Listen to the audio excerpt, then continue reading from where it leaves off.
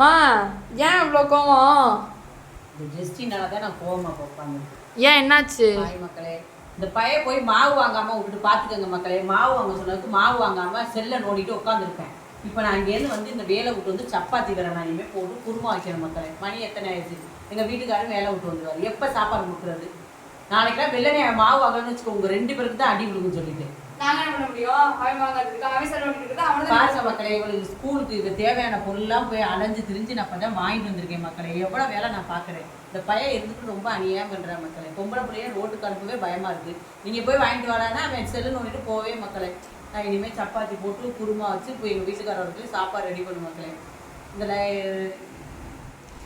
மக்களே பாருங்கள், என் 2வது பொண்ணுக்கு பேக்கில் மக்களே, அவளுக்கு பேக்கு, வெள்ளை ரிப்பனு, இது அதுகளுக்கு ஸ்கூலுக்கு லஞ்சு பாக்ஸு, இது வீட்டுக்கு, இது எனக்கு வேலைக்கு கொண்டு போகிறதுக்கு எனக்கு வாங்கியிருக்கேன் மக்களே. உங்களுக்கு மட்டும் பெருசாக வாங்கியிருக்கேன். என் மயனுக்கு லஞ்சு பேக் வாங்கியிருக்கேன் மக்களே.